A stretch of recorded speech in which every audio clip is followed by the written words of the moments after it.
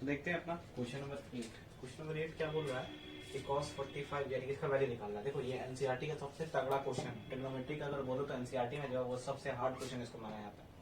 ठीक है, बहुत लोग रखते होंगे हार्ड में। तो देखो cos 45 का वैल्यू 1/, और sec 30 का वैल्यू अगर नहीं याद है तो cos 30 को अपसाइड डाउन कर दो, है क्या? तो cos 30 क्या होगा, √3/2, तो यहाँ पे क्या हो गया 2/√3, ठीक, प्लस cosec 30, अगर cosec 30 नहीं आ रहा है तो sin 30 को उल्टा कर दो तो 2 हो जाएगा। क्लियर? तो अब देखो ये वैसे ही रह गया, ठीक है। ये इसका एलसीएम ले लो, 2/√3 प्लस, अच्छा सॉरी, इसका एलसीएम ले लो तो क्या हो जाएगा √3 और यहाँ 2 प्लस 2√3। अब एक रूल होता है, इसे पहले हम बताए थे क्वेश्चन में, उसको देख लेना। तो 1/√2 इंटू 2 प्लस सॉरी √3/2 प्लस 2√3, ठीक है। तो देखो कुछ नहीं करो, इस √2 को भी रेशनलाइज कर दो। रेशनलाइज करना मतलब क्या, इसको ऊपर नीचे कर देना। अगर मान लो 1/√, ये है, अगर इसको तुमको रेशनलाइज करना हो तो तुम इसको ऐसे कर सकते हो, इसी चीज को यहाँ पर एक बार यहाँ और एक बार यहाँ ले लो। क्लियर? ठीक, 1/, रेशनलाइज करना। इसी को रेशनलाइज क्यों करते हैं, क्योंकि रूट कभी नीचे नहीं रहता है, इसलिए इसको ऊपर नीचे से डिवाइड कर दे, डिवाइड और मल्टीप्लाई कर दे। ठीक है, इसका कर दिए। अब देखो इसको भी कर दो, यहाँ भी क्या है, ये ऊपर नीचे, तो देखो इसको भी करोगे तो क्या हो जाएगा। अब जरा ध्यान दो, ठीक है। इसको रेशनलाइज कैसे करोगे, तो कुछ नहीं, ये दोनों लिख देना है, समझो यहाँ ध्यान से। यहाँ प्लस है, कुछ नहीं करना है, यहाँ माइनस और माइनस ऊपर नीचे। अब भैया ऐसा करने से क्या फायदा होगा, ठीक है, तो ऐसा करने से यही फायदा होगा कि तुम्हारा रूट जो है वो नीचे से हट जाएगा। रेशनलाइज इसीलिए करते रूट हटाने के। अच्छा देखो रेशनलाइज करने का तरीका बताते हैं। और मान लो कुछ ऐसा है, तो अगर तुमको इसको रेशनलाइज करना हो तो कैसे करोगे, ये तो लिख ही दोगे, साथ में ये दोनों तो लिखा है लेकिन बीच में माइनस लग जाएगा, बस यही रूल है, बीच में माइनस, ध्यान रखो। तो अब देखो √3 इंटू √2, ये हो जाएगा √6, √2 बस मल्टीप्लाई कर देता, ऊपर वाला क्या हो जाएगा 2 माइनस 2√3, ठीक है। और यहाँ पे अब a plus B, a minus B, तो क्या होगा a² माइनस b²। ध्यान से देखो इसको, a² minus of b², clear. तो √6 इंटू 2 माइनस 2√3, अच्छा देखो ये 2 है, यहाँ इंटू है और यहाँ तब माइनस है, तो यहाँ ब्रैकेट लगा लो, ज्यादा फायदा होगा। इंटू को हटाओ और ब्रैकेट लगा, 2 का स्क्वायर 4, यहाँ 2√3 का स्क्वायर 4, तो देखो 2√3 का स्क्वायर क्या होगा, ठीक है, 2 2 जा 4, √3 इंटू √3 3, तो 4 3 जा 2, यानी कि इसका स्क्वायर क्या हो जाएगा 12। चलिए तो अब देखो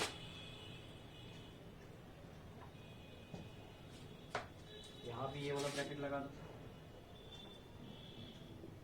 क्लियर। तो देखो √6, अब 2, इसको तुम वैसे रहने दो,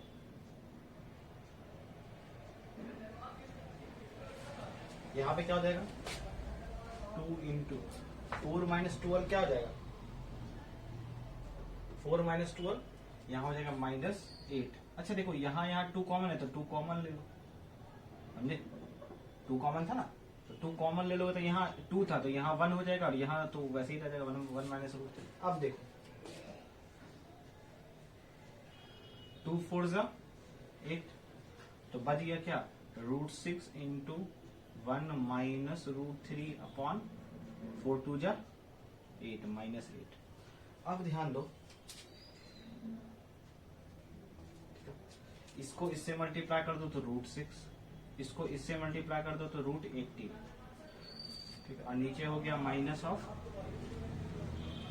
ये हो गया √6 माइनस √18 को क्या लिख सकते हैं, देखो √18 को लिख सकते हैं 9 इंटू 2 और 9 इंटू 9 को लिख सकते हैं 3 इंटू 3 इंटू 2, तो पेयर में जो भी हो सब बाहर आ जाएगा, नीचे 3√2 ठीक है, और नीचे क्या बच गया 8 बच गया ना, -8। अच्छा ये माइनस को ऊपर शिफ्ट करो, कहाँ ऊपर कर दो, ऊपर करने से क्या होगा कि अब ऊपर वाले से मल्टीप्लाई हो जाता है, 3√2 पहले ठीक है और माइनस √6/8, यही आंसर होगा ठीक है। एक बार हम लोग मिला लेते हैं इसको, इसके आंसर को, ये एनसीईआरटी का क्वेश्चन ठीक है, एक्सरसाइज 8.2 क्वेश्चन नंबर 3।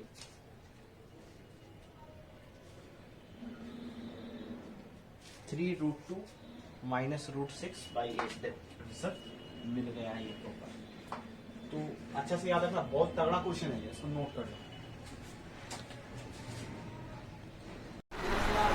तो देखते हैं अपना क्वेश्चन नंबर 9 और क्वेश्चन नंबर 10, दो लास्ट क्वेश्चन है ये, तो अच्छा खासा क्वेश्चन। तो देखो 4 1060 का वैल्यू क्या होता है 1/√3, सॉरी √3 क्या होता है √3 का होल स्क्वायर, यहाँ क्योंकि स्क्वायर है, प्लस cos 30 का वैल्यू क्या होता है, तो जो sin 60 का वैल्यू होता है वो cos 30 का वैल्यू होता है। देखो याद रखने का, खुद से माइंड में कैलकुलेट करो ठीक है। जैसे हम कैसे सोचे कि cos 30 क्या हो सकता है, sin 60 का अपोजिट, हम पहले ही बताएं फॉर्मूला ट्रिक में, अगर नहीं देखे हो फॉर्मूला का तो जा करके देखो पिछले वीडियो में ठीक है। तो ये sin 60 का वैल्यू है ठीक है, मन में ही सोच लो cos 30 इसका मतलब sin 60 ठीक है। तो देखो ये हो जाएगा √3/2, अब यहाँ स्क्वायर तो यहाँ पे क्या हो जाएगा स्क्वायर, sin 45 1/√2। कोशिश करो एकदम क्लियर लिखने का कॉपी में ठीक है, उससे भी अच्छा तुम्हारा वहाँ इंप्रेशन अच्छा बनेगा ठीक है, अगर अभी से आदत रहेगा तो। √3 का स्क्वायर 3 हो गया, प्लस 1 √3 का स्क्वायर 3 और 2 का स्क्वायर 4 माइनस, अच्छा एक मिनट रुक जाओ, हाँ चलो ओके, तो 1 का स्क्वायर 1 और 2 का √2 का स्क्वायर 2। तो अब ध्यान दो, एक रूल बताए थे a b/c, ये अगर मेन बाई रहे तो क्या हो जाएगा a इंटू c/b ठीक है, ये अगर मेन बाई रहे तो क्या हो जाएगा 4/3 प्लस ये भी हो जाएगा 4/3, क्योंकि 4 इंटू 1 क्या हो जाएगा 4। अब ले लो भैया एलसीएम ठीक है, 3 और 2 का एलसीएम क्या हो जाएगा 6, तो 3 2 = 6, यहाँ भी 8, यहाँ भी 8, यहाँ 3, तो यहाँ हो जाएगा 16 माइनस 3/6 यानी कि 13/6, ये आंसर है। अब बात करते हैं इस क्वेश्चन पर, तो पहले बाई एलएचएस चलते हैं, एलएचएस इसको प्रूफ करना है तुमको ठीक है, और इसमें वैल्यू निकालना था बाई एलएचएस। एलएचएस क्या है,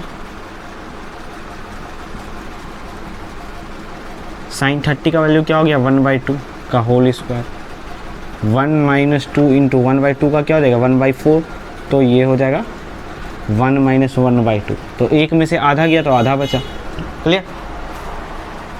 अब इसी तरह बाई एमएचएस चलो, मिडल हैंड साइड ठीक है, एक नाम कुछ भी दे दो या 1 2 3 कुछ भी दे सकते हो। अब इसको सॉल्व करो, कुछ नहीं सिर्फ तो वैल्यू रखना और कुछ है भी नहीं ठीक है। -1, तो 2 इंटू 3/4 है कि नहीं, √3 का स्क्वायर, 2 2 = 4, तो ये हो गया 3/2, ये हो गया 1। अच्छा 3/2 को पता है तुमको क्या बोलते हैं, हम लोग 1.5 बोलते हैं ठीक है अपने लैंग्वेज में, कुछ भी कैसे भी 1.5 में 1 घटाओगे तो क्या बचेगा आधा, नहीं तो फिर वही काम करो एलसीएम ले लो। अब बाई आरएचएस का वैल्यू क्या है cos 60, तो भैया cos 60 क्या होता है 1/2 होता है, तो लास्ट में देयरफॉर LHS = MHS = RHS ठीक है, प्रूव्ड। इसको नोट कर लो, और कम्प्लीमेंट्री एंगल यहीं तक क्वेश्चन खत्म होता है। अब अगला हम लोग नेक्स्ट एक्सरसाइज देखेंगे, सो नोट कर लीजिए।